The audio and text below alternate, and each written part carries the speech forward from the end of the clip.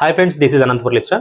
చాలా మంది అడుగుతున్నారు, ఎగ్జామ్లో పాస్ అవ్వాలంటే కొన్ని టిప్స్ ఉంటాయి కదా, ఆ టిప్స్ ఏమన్నా మీకు తెలిసి చెప్పండి అని చెప్పేసి. ఖచ్చితంగా ఈ టిప్స్ మీకోసమే. ఎవరైతే బార్డర్ వరకు వచ్చి పాస్ అయ్యి కొంచెం పాస్ అవ్వాలా లేదా అని ఆలోచిస్తుంటారనమాట, వాళ్ళు ఇబ్బంది పడుకోకుండా ఈ టిప్స్ ఫాలో అయినట్టయితే ఖచ్చితంగా పాస్ అయిపోవచ్చు. సో ఫస్ట్ వచ్చేసి మనకి 3 hours ఎగ్జామ్ హాల్లో స్పెండ్ చేయడం.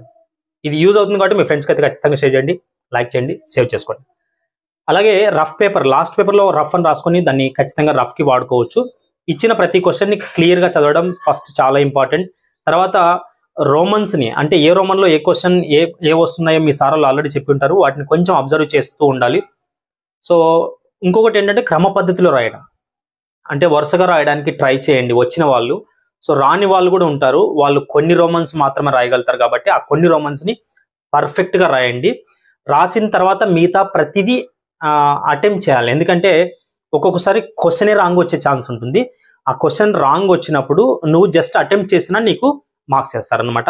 దయచేసి అందుకే మనం చిన్నప్పటి నుంచి మన సార్ వాళ్ళు ఏం చెప్తున్నారంటే, నువ్వు వచ్చినట్టు రాసిన తర్వాత మళ్ళీ అటెంప్ట్ చెయ్యి, అన్నీ కూడా అటెంప్ట్ చెయ్యి, ఏవి వదలద్దు అని చెప్పేసి చెప్తూ ఉంటారనమాట.